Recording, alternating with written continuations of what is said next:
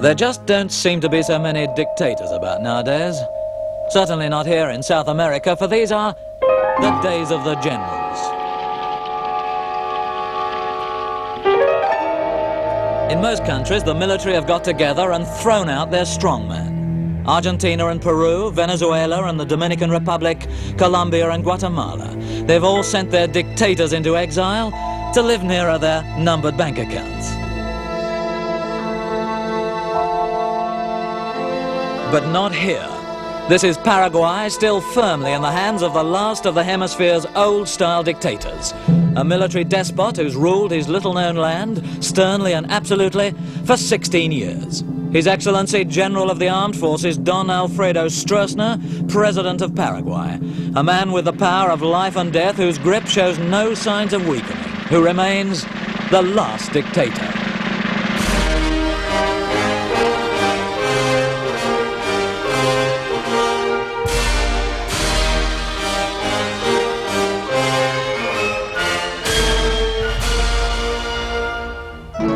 Today, the president's 58th birthday, his people wait to wish him happy returns. He's had several already, for after his takeover they re-elected him again and again. Mainly because he was the only candidate, but also because he does satisfy their weakness for a blend of ruthless autocrat and uncle figure. He rules by habit, the rare habit here of command. And his countrymen's convenient habit of obeying any order. Theirs is an improbable land with a unique zany quality, a province quite apart from the rest of the world. The president's father, one of the first German arrivals in the 1890s, married a Paraguayan girl and started a brewery. Stroessner, portly and blue-eyed with cropped hair and silk socks, still looks like a Bavarian brewer, though he's one of the most skilled dictators to have grasped and held power in an unstable continent. Now, in his 4th term, for which he suspended the Constitution, he'd probably win elections, even if they were free.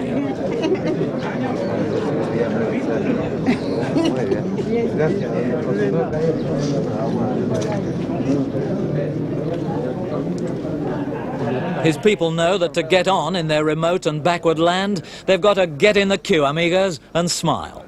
They live under a permanent state of siege, which, to comply with the elastic constitution of his militant regime, Stroessner renews every 60 days, the standard Latin American type of martial law. His army and police arrest political opponents, suppress student demonstrations and strikes. By such muscular maintenance of order, Stroessner seems to North Americans an anti-communist champion alongside wobbly Argentina and receives US aid. Educated at the local military academy, the president's Germanic industry in this easygoing land earned him promotion to general at the age of 37. His mother's Spanish Indian blood provided shrewd instinct, and he was commander-in-chief when he took over the country 3 years later. Neither he nor the hard-faced and watchful henchmen of his Colorado party have ever been seriously challenged. However, he must make some curious concessions, as the Father Provincial of the 77 Jesuit priests in Paraguay, Father Manuel Segura, explains. He has spoken to many different people about this, and he says that there is some price you have to pay for the peace. And what is the price? And the price is to allow military people or other people, high-ranking people, to do some smuggling or sell public things, or, you know, that sort of corruption. He knows about it. Paraguay being a small country, he knows most of what's going on. But he doesn't object much because he has that philosophy. You have to pay some price. The price, 60% of the national budget for the military, which may leave social services and education a bit light, but keeps the generals happy. Like Stroessner, they're never criticized, except by this brave cleric. You know, we have as many generals as the United States of America in our army. And of course, you can't pay the same as they pay in America. There is a very well-known story of last year. A general brought a lorry load of television sets by air. Well, he brought them by air and then loaded them in a lorry in the airport And when he was bringing to the center, to Asunción, to the town, the police caught him and got all the television sets to the police station. Then the general went out with another lorry with some soldiers armed with submachine guns and got every policeman there was in the road. And when he had about 20 or 30 of them, he telephoned the president and said, "Would you change your lorry of television set for my lorry of policemen?" And the president said, "All right, I think it is a fair deal." And so they did, and everyone was happy. To stop them plotting, rival generals are appointed to key commands by the president, who after all is a career soldier and knows how it's done. One day a week he summons to army headquarters his senior officers. Like schoolboys outside the head's study, they're nervous and on edge. Though, should they ever organize, should they ever get in step with the rest of Latin America and decide that Stroessner no longer means progress and happiness, these are the very men who could put him out.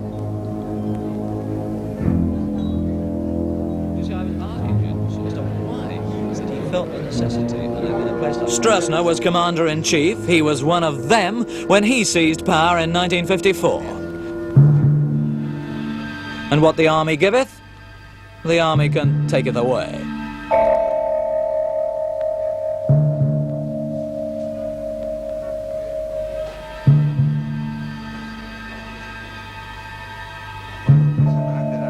But the president knows the form, knows how to keep them worried and at a distance.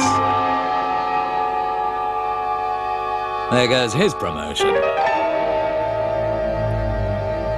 President Stroessner is believed by his countrymen to be an honest man, though his government and his generals are known to be neither honest nor efficient. But in Paraguay today, there's only one man who matters, and he knows it. After a state visit here recently, another general, de Gaulle, tried to be helpful and sent an economic mission here to study the situation on the ground. These experts from French universities spent 4 or 5 months here, and finally they submitted their report. Its conclusion was couched in the kind of language that's not often heard in these parts these days. They said, Paraguay has wasted its best opportunities in the last 10 years because of the gangsterism of high officials in the government. As you might expect, the report was not published here. Watchful political police are everywhere. Piraguet they're called, or people with hairy feet, and they could be anyone. One Paraguayan in 10 said to be a paid informer, and the Minister of Justice has admitted there are so many of them they run out of information and have to make it up. They report to the police chief, who's a general, twin brother of the mayor of Asunción, who's also a general. And they pay special attention to foreigners, who've learned to smile nervously and say the right thing. I welcome stability, let us say. I make it a point of not discussing Paraguayan politics. Careful cattleman Jeffrey Robertson came from Croydon 30 years ago without a penny and is now worth a couple of million. Well, as a foreigner here, I keep out of the political picture. As one Paraguayan told me, Paraguayan politics belong to the Paraguayans. And their Paraguay is a musical comedy which can turn suddenly to musical tragedy. A zany story with a sad ending, a Ruritanian unreality, like taking your harp to a party and being arrested. They keep making jokes about the government and everything else, but at the same time there's a latent fear of the police. There is always. What about one hears, for example, of the telephone tapping is widespread?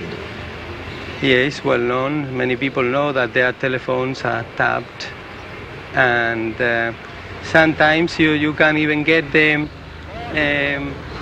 the tapes from the police if you pay for them.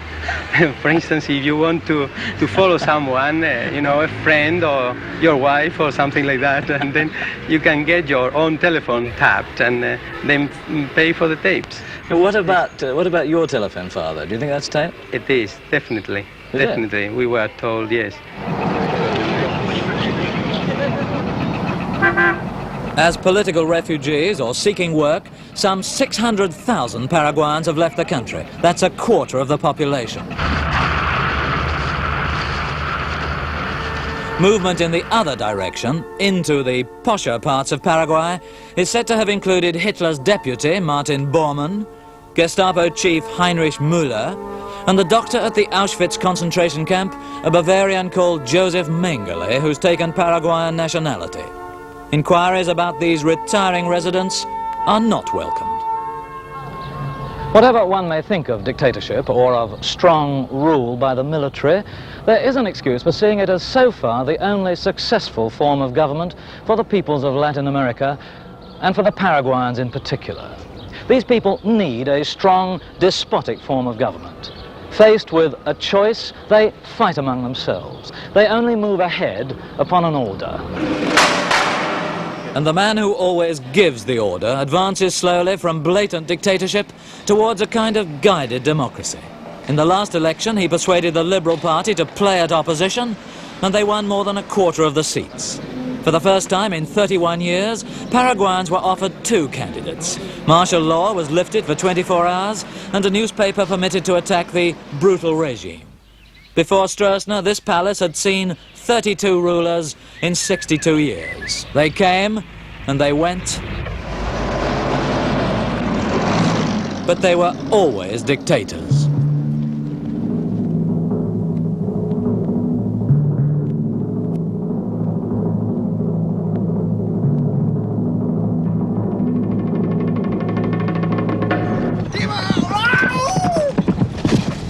Paraguay is one of the least known nations of the world, distant, forlorn, much of it a medieval backwater. By European standards enormous, but in this vast continent small, landlocked and suffocated by overpowering neighbours. 3 times the size of England and Wales, Paraguay is only the population of the Birmingham area and, apart from Haiti, is the poorest country of the hemisphere with the lowest standard of living. A fertile, abundant, underdeveloped nation, only 4% of its land's cultivated, and you can buy it for 10 shillings an acre. £1 a week's a good wage, and a house can be built for £300. Almost all the rare modern amenities, those taken for granted in other lands like its 3 surfaced roads, have been paid for by foreign money. The people have always been ruled harshly, and if their submissive qualities disqualify them from any Garden of Eden, these dictators' subjects have a deeper secret. Paraguayans can be happy regardless. They've grown up in an unknown land, remote and primitive, with their own language and legends. As a South American Tibet, Paraguay can lurch through the centuries indifferent to the world outside. The air of magic noted by travellers can still hang over an enchanted landscape. Strangers, softened by its improbable character, are said to come here and cry twice, when they arrive and when they leave. For all its man-made faults, there remains a quality best expressed in the native Guarani. Paraguay has caavo, a sort of kindness.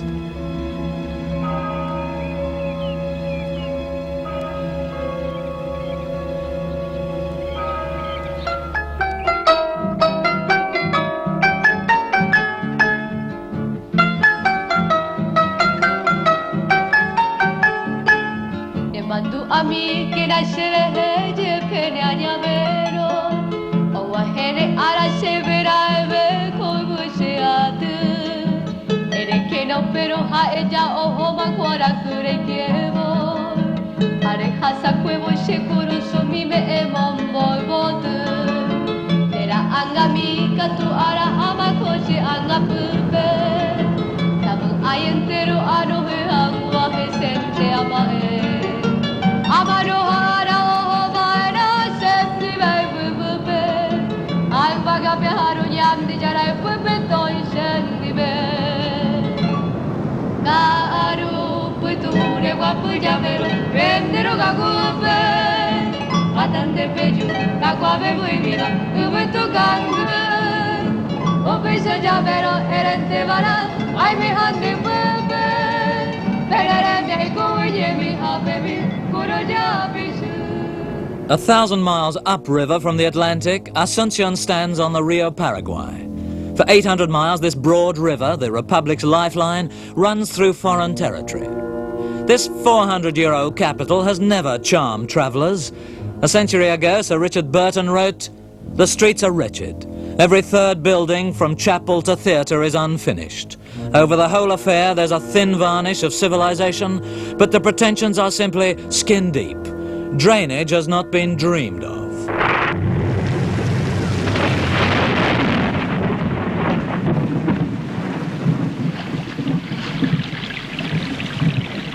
Paraguayans still haven't dreamed of drains. When the rains come, pregnant buses plough along like bloated gondolas. The Foreign Office regards Paraguay as a hardship post, and our ambassador enjoys 2 weeks extra leave.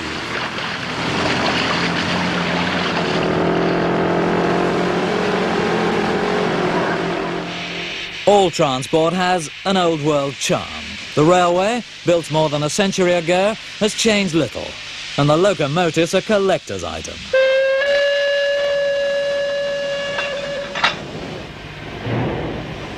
The only connection with the outer world?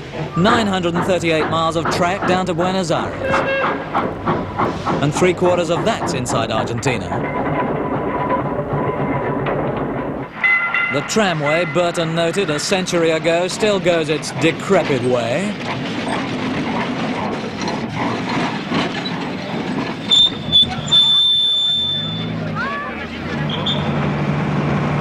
Buses are individually owned, most of them by army officers.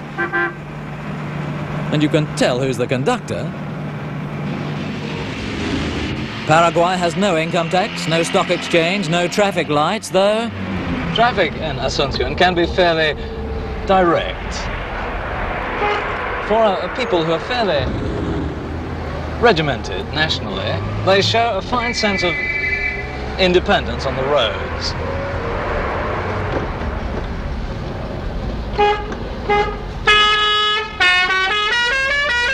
They boast only one road sign, and you really could hardly call that a road sign. It's the smallest of arrows painted on a wall. And to make life interesting, they make it very hard to see. There's one up there, you see? That's the road sign. President Stroessner, the leader of the people, is at his desk at 5 o'clock every morning, and it seems to be a case of when the president's awake, nobody sleeps. Oh, now I'm in a one-way street, you see? Wouldn't you know? Yes, thank you. Can't happen to anybody, I'm sorry.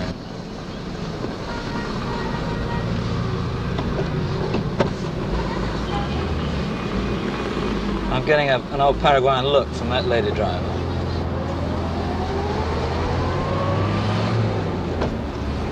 Anyhow, as I was saying, this cacophony of horns starts at 5 in the morning. If I can find the gears. And in Asunción, nobody needs an alarm clock. 300,000 people live here out of a population of 2 million.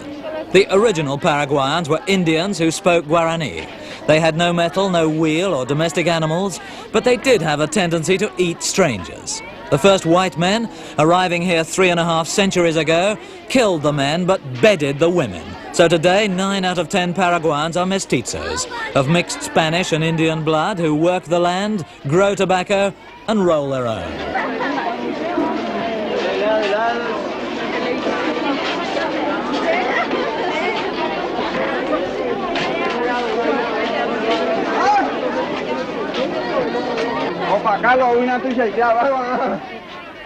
The average income's about 35 shillings a week, and since the bulk of the budget goes to the military, each year 4 Paraguayan men qualify as engineers, 7 as doctors, while in a land where a white skin's rare but idealized, 100 young men become army officers.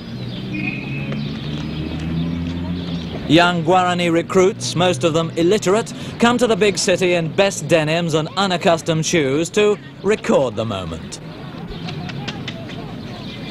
In this martial land, the armies always required respect. Paraguayans were once forced to doff their hats to every passing soldier, and country boys, who wore no clothes at all, were obliged to wear hats so they could take them off.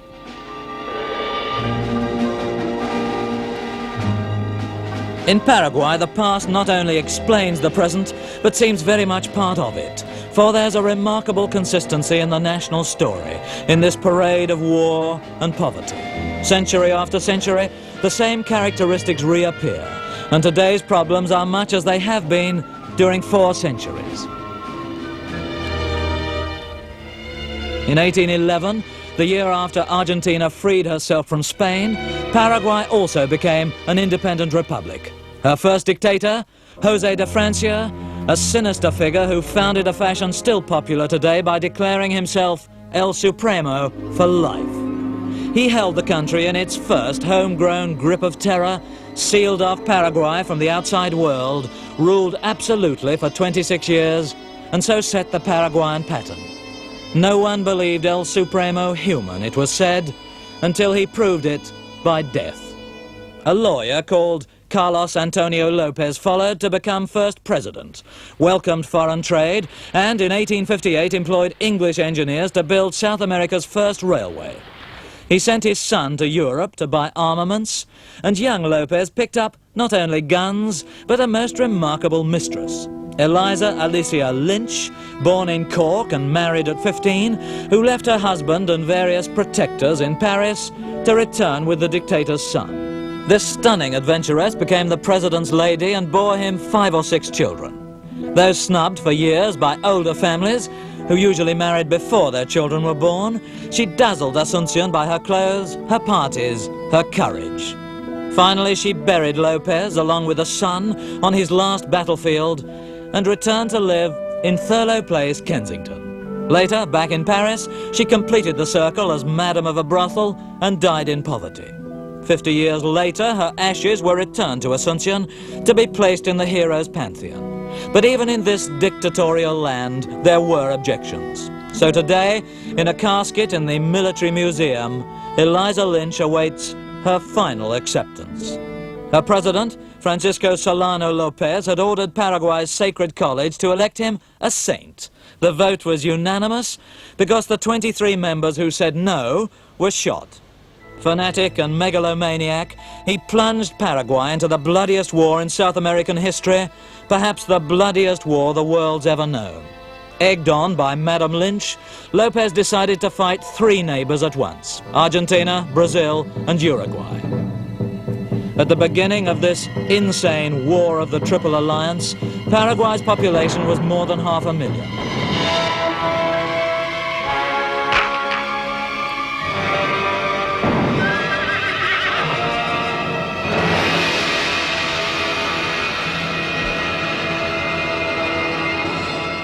After 5 years, the surviving men numbered only 28,746. Those the enemy had not killed had been tortured and executed by their own sadistic president. Before the eyes of Eliza Lynch, Lopez, dictator at bay, was hacked to death. Paraguay, stripped of crops and cattle and 55,000 square miles of territory, was almost wiped out. People still talk of that war as though it happened yesterday. The bloodthirsty Lopez and his greedy, scheming Irish mistress are almost sanctified. The passing of time and a shortage of national heroes has ennobled them. Only Paraguayans who worship ruthless courage could honor such blundering tyrants. Other races would curse their memory for generations. Since then, poor Paraguay has languished under a parade of 34 presidents, all of them instantly forgettable, and today as anonymous as this empty land. This is the Chaco, an Indian word meaning hunting ground, and it's what Paraguay is about. 2/3 of the whole country, an area of wilderness larger than Britain. From the air, an endless ocean of scrub.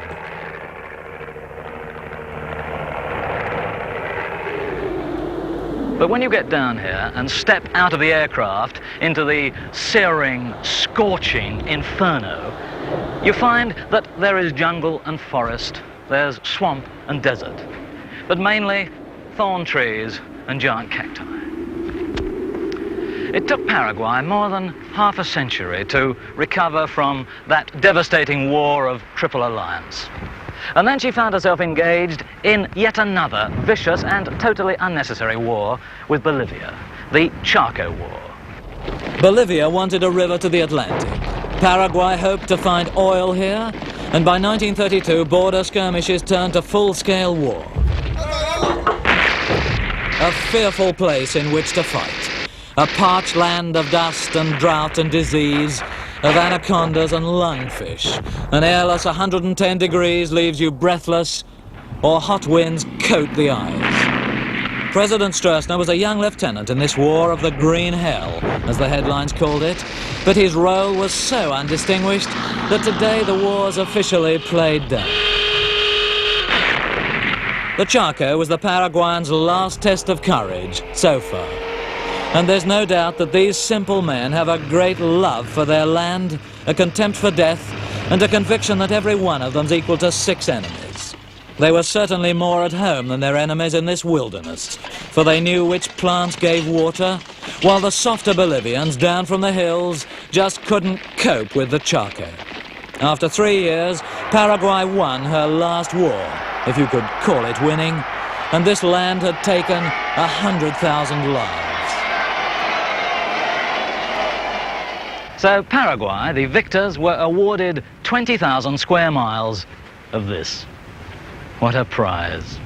The Chaco has still not been opened up, though today there is some talk of a vast aerodrome here to cope with the supersonic airliners when they arrive, feeding all the local South American states from here. And if supersonic travel means that you've got to come to the Chaco, well, I think it's a very good argument for the return of the steam train, or perhaps even the horse.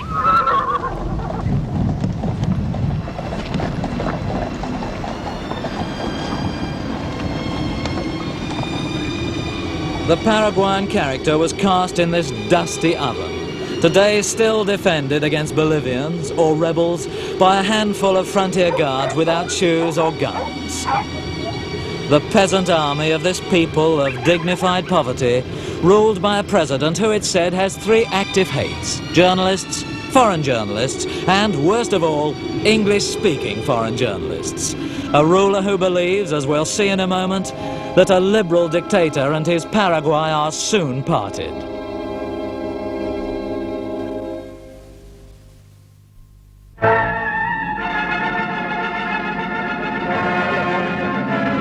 Swooping down upon his concerned countrymen at Iticarubi del Rosario, north of Asuncion, the presidential plane comes in to land on a grass strip. It's an anxious moment in this remote land. Earlier today, the Paraguayan Air Force flew in several plane loads of the old familiar faces from Asuncion, now lined up and waiting in the front row, ready with the right kind of welcome.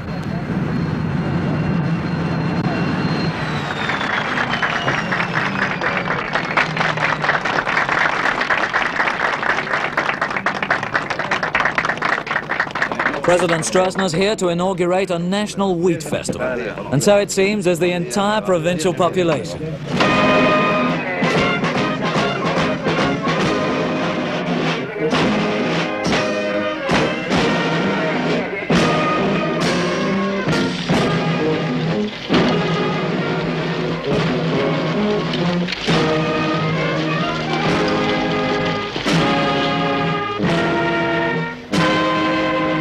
Inaugurations are one of his rare passions. He personally opens everything new in his country: banks, schools, parades.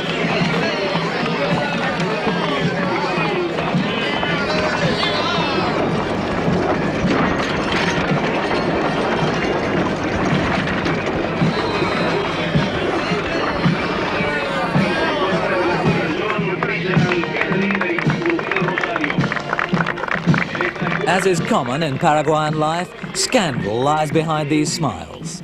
a former Minister of Agriculture, directed much of the American aid given for wheat growing to the area of his own estancia, ignoring the fact that it was the one place in Paraguay where the soil lacked calcium, where only wheat queens might flourish. But all seems forgiven, and the ceremonies observed with that blend of bored benevolence the president assumes when his people parade before him.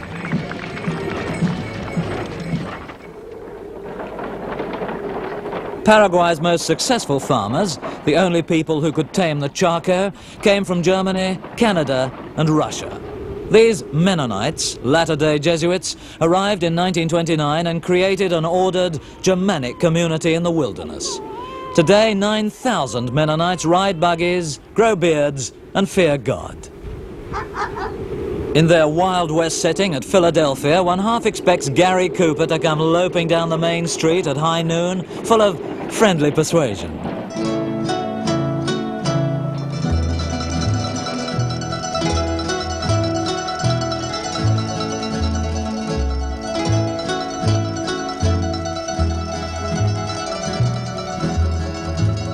The patient, pretty family of Alonzo McBride joined an Amish colony at Wüstenfelderdorf. We had some rough weather in Philadelphia to offset what we found out here, and we already had the wind and the hot sand in Philadelphia. You see, to me, it seems an incredibly harsh land. I mean, the searing heat and the lack of water. You haven't had any rain, have you? Yeah. Something like 5 months. Yeah, we had. It seems a very hard land to me. I'm surprised you don't find it so. Well, it's not easy, but it could be worse, I suppose.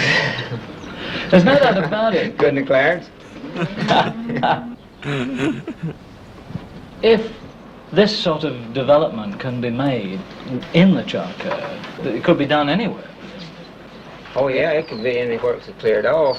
Now, have you found that living in a dictatorship, which is what Paraguay is, have you found that this has any effect upon you?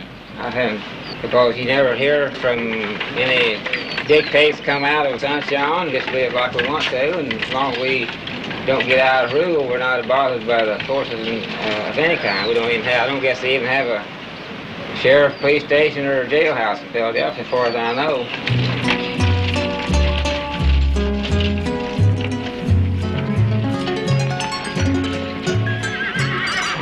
So the peaceful Mennonites contentedly farm their small holdings while, on the good land at the other end of the agricultural scale, there are estancias bigger than counties. And 6 million head of cattle, earning most of Paraguay's foreign currency.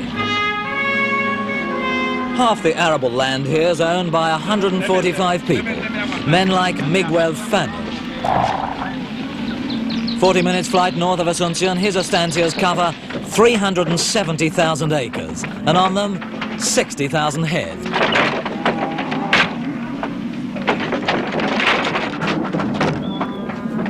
Just watching this parade of protein gives me a headache.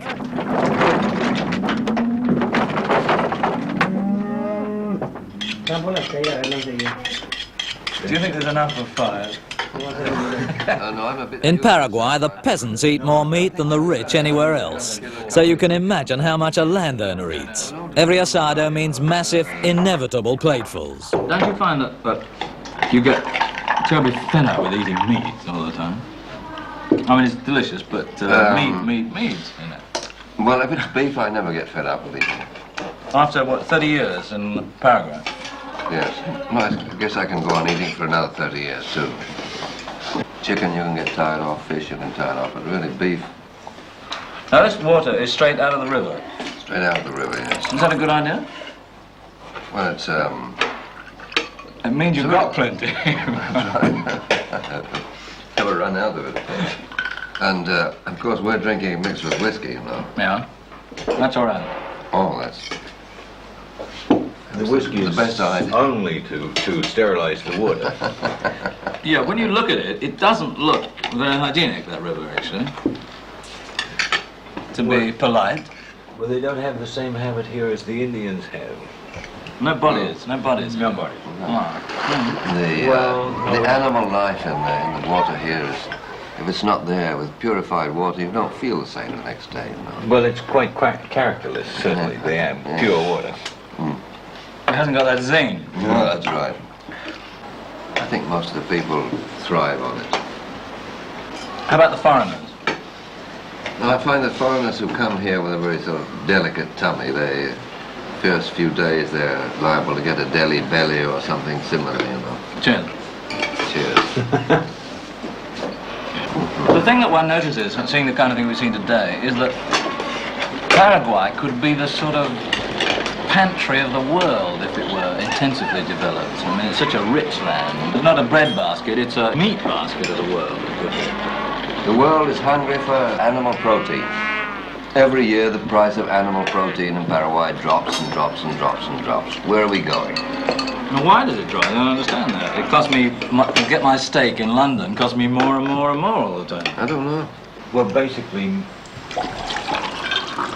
the risk upsetting some people, meat like oil is in the hands of the big three. Meat marketing is a monopoly, and I'm sorry, there's nothing you can do about it. You live with it. And with the big three? I'm not sure of their names. You're being tactful now. You mean companies, do you? Or Yes, in the world, people. Three companies. Three companies. The other thing is that President Stroessner limits the export of beef, does he not? That's only theoretical. Is it? Just mention the president's name in Paraguay and you've laid on them a real conversation killer. Until someone comes up with a party line. Any legal steps that the president may have taken has been nothing more than a confirmation of what is the economic setup here. Well, he's making sure that stomachs are full in Paraguay. That's the first thing he's doing. I think so. I think that it's merely a precautionary measure. Now, every one of these estancias has got a strip like this one. I see somebody's just dropping in now. Practically everyone, yes, has got an airstrip, yes. This is the only means of communication. The only means, really. Does he know he's late for lunch? Oh, he's probably had his lunch. In the vast emptiness of Paraguay, aircraft are almost as vital to the cattle industry as they are to another type of business which flourishes here as nowhere else in the world: smuggling. For once able to cash in on its central landlocked position, Paraguay is the South American distribution centre for black market Scotch and American cigarettes. Such contraband's known here concisely as goods in transit. It's the most rewarding business of all, though you've got to know when to stop.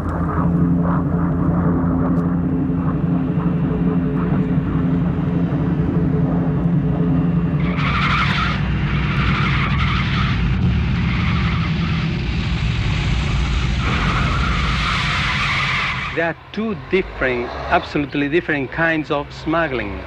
Smuggling into Paraguay, and that's done openly, as I say, very often with the cooperation of the customs officials.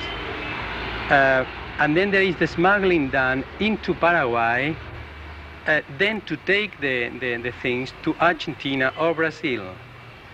As you know, Paraguay was declared the highest consumer of American cigarettes in the world. And there are only 1,800,000 people. The goods arrive from abroad at Asunción's President Stroessner Airport, and here they pay an official government tax of $4, 32 shillings, on every 5,000 cigarettes. And one aircraft carries millions. They've come, legally and openly, on scheduled cargo flights, but from here on they're contraband, unofficially controlled by the military, a sort of general's perk. They're transferred to a remarkable and unmarked fleet, from biplanes which pilots fly in sweatshirts and sneakers to keep the weight down, right up to elderly airliners. At night they take off anonymously. There are no flight plans for these deliveries. Fortunes are being made by the organisers and the crews.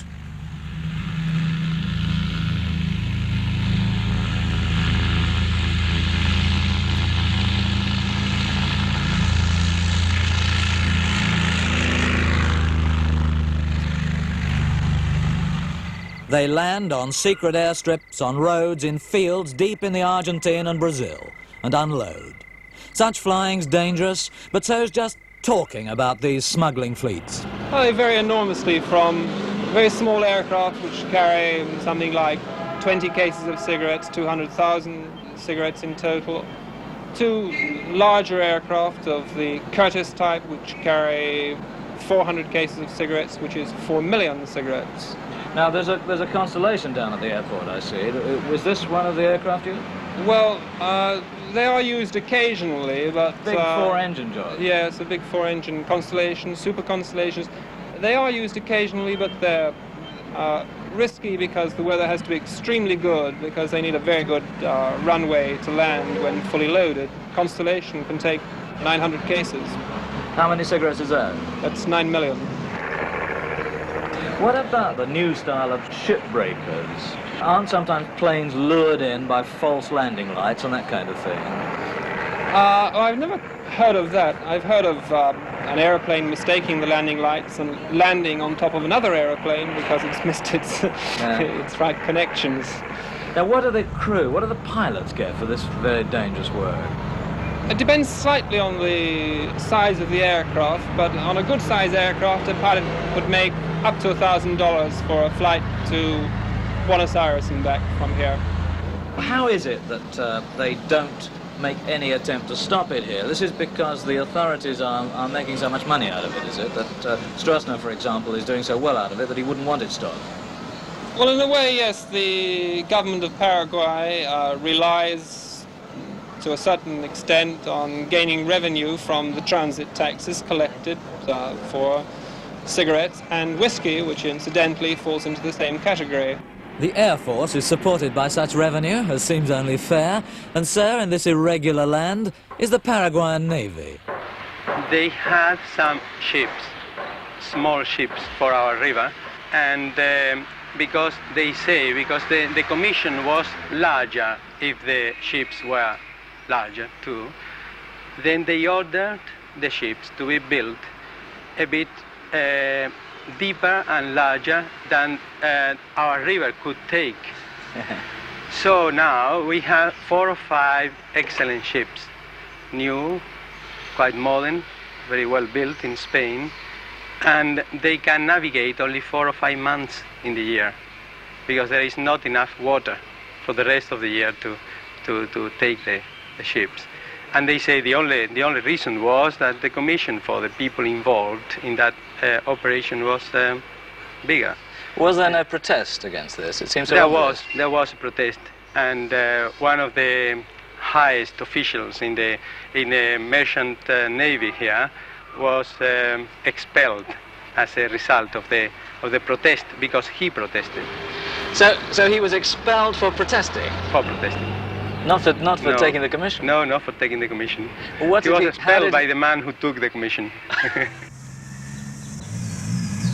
Despite Paraguay's poverty, her currency, the Guarani, has remained for the years of Stroessner's reign the most stable of South America.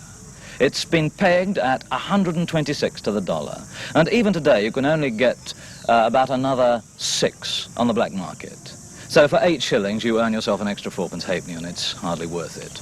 The Guarani is known as the little dollar, and indeed in shape, size and colour it is exactly like a greenback. These notes are printed in England, expensively printed. The colour is good, the feel is good. It really does feel like money. And yet it's typical of this rather bonkers country that these notes, these expensively produced notes, are worth, how much do you think? 3 farthings. I don't wish to be any ruder than I normally am, but I would be as happy to have my money in guaranis as in sterling at the present time. Roy Gallagher, the New Zealander directing the World Bank cattle development project here, has already handed out £6 million to Paraguayan farmers and has another £3 million to give away. So they love him, but the feeling's mutual. When I see what is happening to my own country through a weak government who has no policy and is somewhat lacking in ability to take decisions, and what is happening to this, one is going downhill very quickly and the other is going up very quickly. democracy is a vastly overrated commodity if you want efficiency. But surely no one's ever accused Paraguay of being efficient. No, but if you have a look at what it has accomplished in the last 5 years, or the last 10 years, because 11 years ago there was nothing. Certainly the Paraguayans are very courteous, but I'm finding dealing with them, trying to get them to do things on time, is an absolutely hair-tearing operation. Well, this is so, and there are probably less ulcers here than there are in some other countries of the world. They give them to other people, that's why. Yes, it's a matter of how you do things. You do things in a slightly different way, but you can get things done. And how? Well, it's knowing when somebody means what he says. You see, one of the most exasperating things here is, for instance, I take my car to the garage, and the man there says, "When do you want it?" And if I am silly, and if I was most people, I would say, "I want it tomorrow morning at 10 o'clock, please." And he said, "I will deliver it to your house." Nothing happens. His philosophy is quite different. He knows perfectly well that he cannot fix your car. He cannot even touch your car because he's too busy. But if he told you that, you would feel that he didn't want to help you. And you would be unhappy in the meantime. Whereas if he tells you 10 o'clock tomorrow, you are happy until 10 o'clock instead of being worried.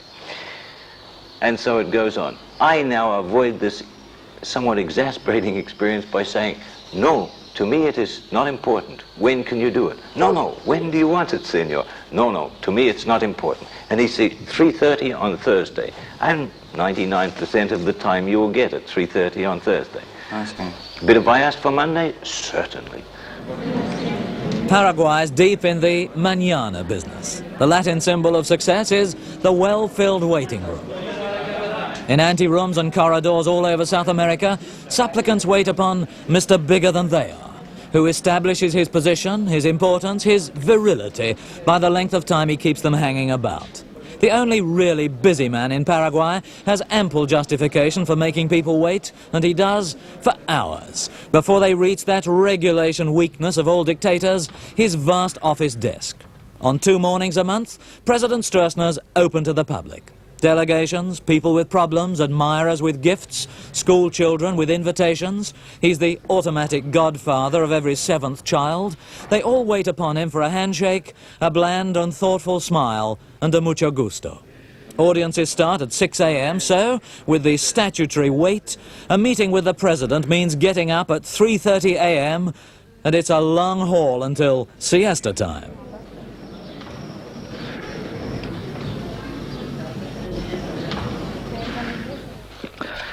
I've seen and talked to President Stroessner a number of times.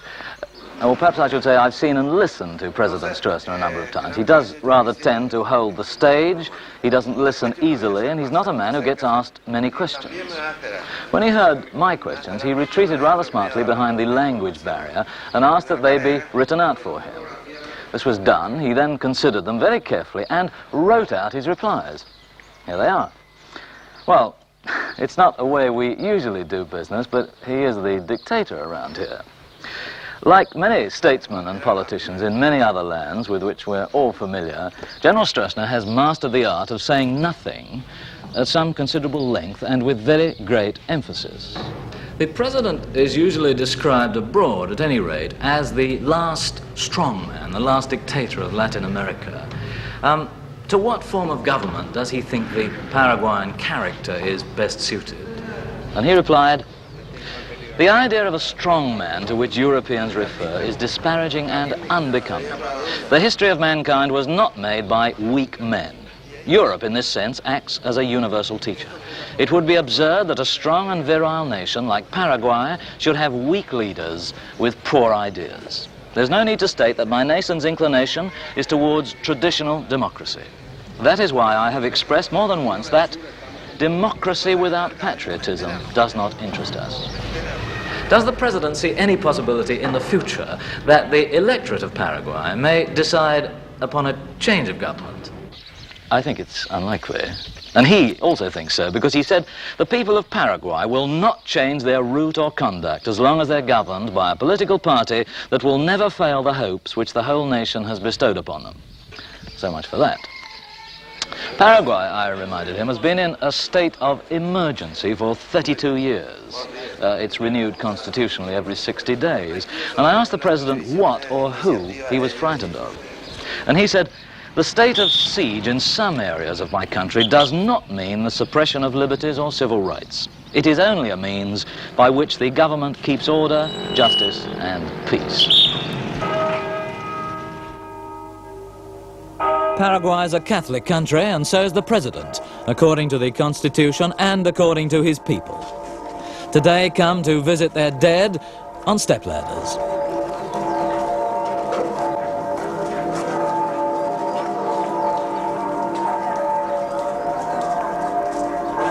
When Stroessner came to power in '54, Catholic liberals supported him, but his prison conditions and executions changed their attitude.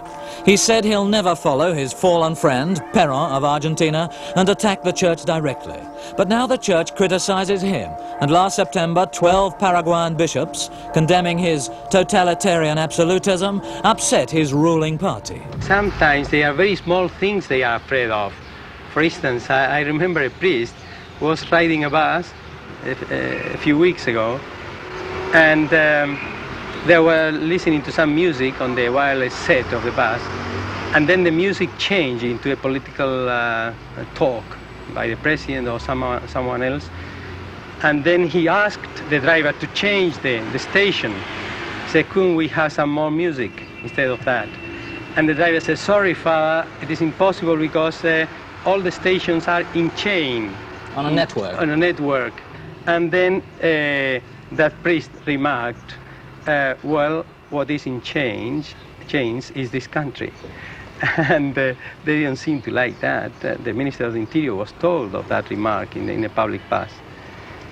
And then the president said that some of our priests here were like red fish swimming in holy water. There can't, of course, be many communist Catholics. No, they aren't.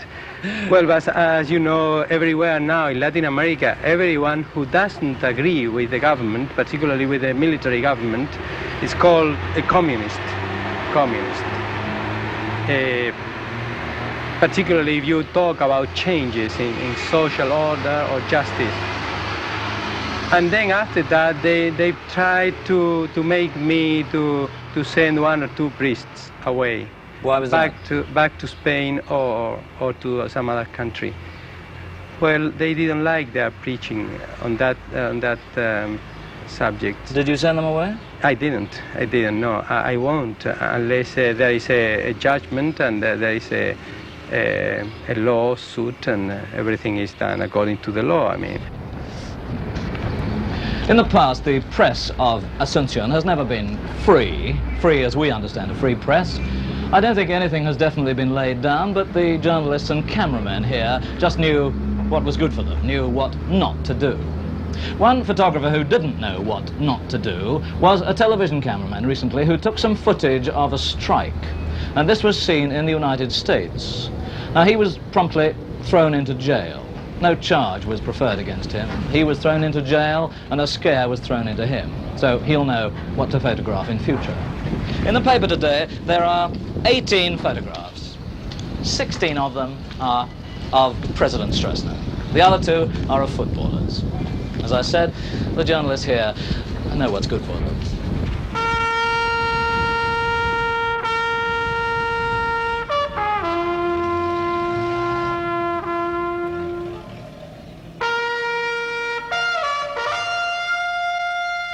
Because he compromises the future, even a good dictator can be bad. Even a candidate for peace and progress who offers no ideological justification for wielding power. President Stroessner's no Hitler, no spellbinder, though neither is he a bloodthirsty fanatic. He just believes stability only follows strong one-man rule, his rule. He may be an old-fashioned, ruthless despot who takes care no opposition, no heir apparent is in sight, but it's just possible when he does go, he'll be the first in poor Paraguay's parade of bloodthirsty rulers to leave behind some achievement. A legacy from the dictator who tamed the generals.